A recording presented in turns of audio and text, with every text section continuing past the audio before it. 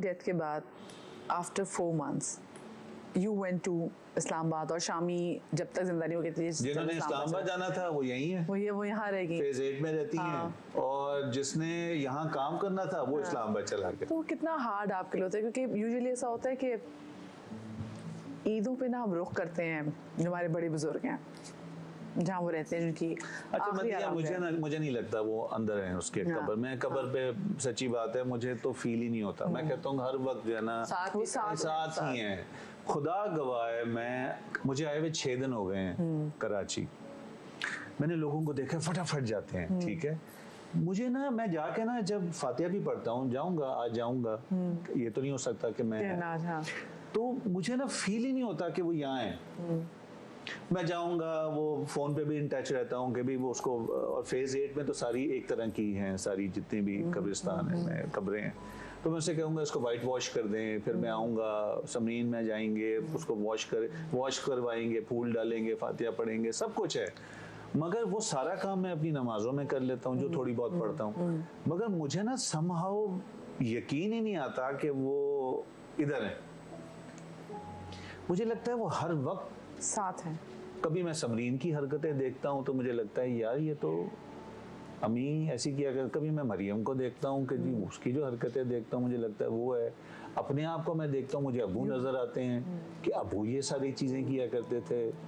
तो मुझे ना, अगर मुझसे ये पूछो कि जी वो, हाँ वो मेरे लिए जिंदगी का बहुत बड़ा वो था कि जब वो चली गई, मैं तो समझ ही नहीं आ रहा था अब क्या होगा कल से।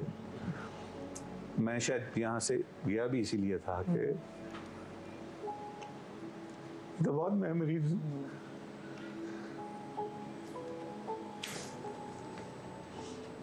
होता है इंसान की जिंदगी में सब।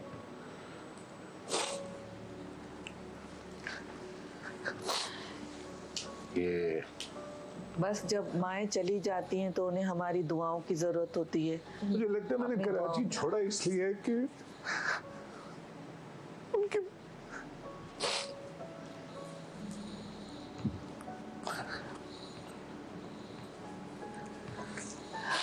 अभी भी वो आपको देख रही हैं और वो रोना पसंद नहीं करती, मेरे ख्याल में वो बिल्कुल आपको रोते हुए देख के नहीं अच्छी लगेगा उन्हें। मुझे खुद भी नहीं अच्छा लगता सीरियसली। मैं देख रहा होता ना वहाँ घर में रोजाना एक माहौल, बेटा वहाँ पर है और ये फरीदा जाता है, तो मैं रोज एक माहौल देख रहा होता हूँ। उसका बस नहीं चल रहा होता कि वो कोई परवर लगे उसके और वो उड़ के चली जाए बेटे के पास, ठीक है ना।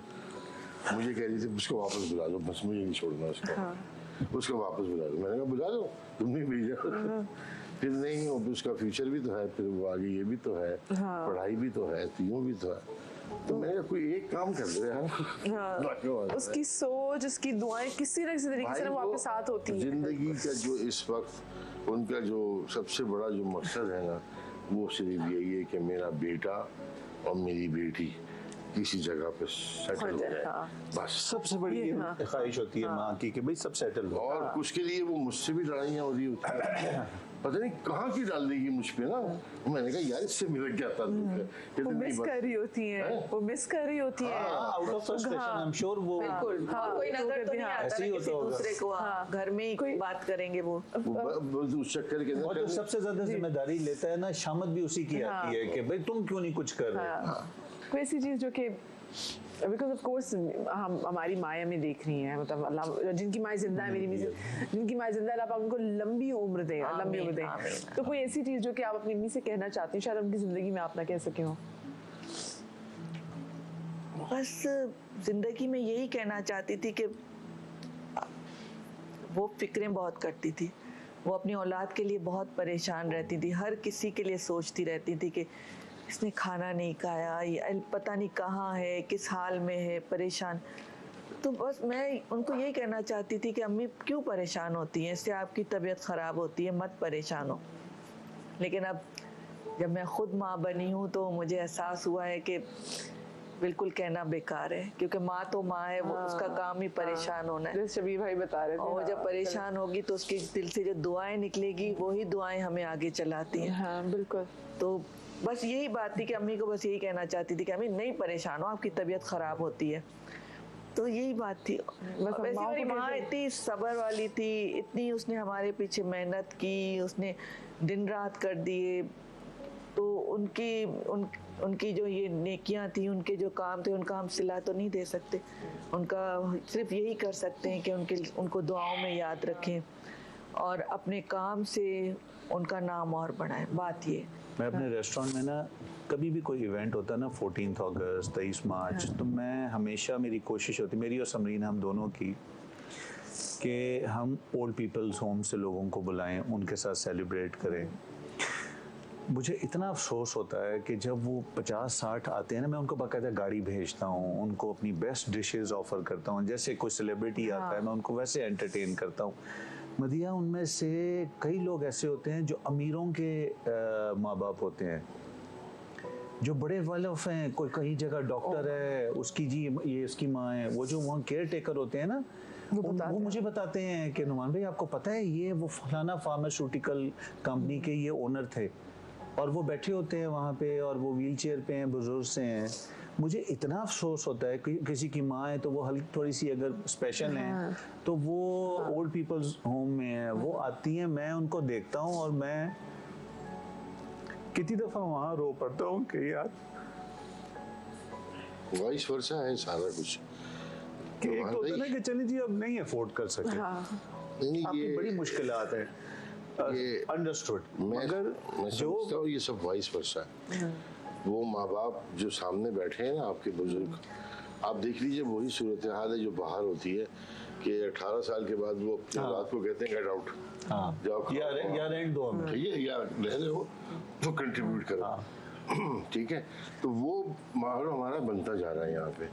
तो वो जो माँ बाप ने किया होता है बच्चे के साथ, कि उसको छोटी उम्र में बोलते चलो भाई दफा हो जाओ, अपना करो जो करना है, तो वो जब कुछ हो जाता है वो साइकिल बन जाता है एक वैसी, तो वो फिर बोलता है बस चलो भाई बाबा जी सानू भी माफ करो, जाओ कुछ खेल ना करो।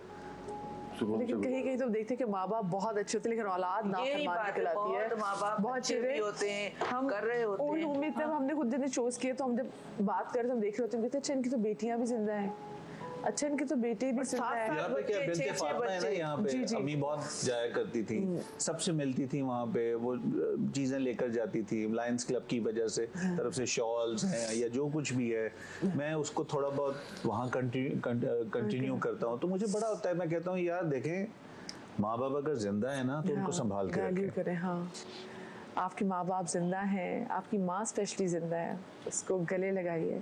ये रब का नुमाइंदा है इस ज़मीन पे, और ये वो माँ है जो आपका कनेक्शन है। जैसे भी शबीर भाई ने बात की ना कि होता है कि हाँ जी अम्मी है ना, तो जो अम्मी है ना तो वो एक तरीके से, और ये अम्मी और अब्बू दोनों एग्जैक्टली ये आपको जोड़ते हैं अल्लाह से। भाई अम्मी आगे चल रही होती है ना, पूरा खानदान पीछे चल रहा होता है। सही।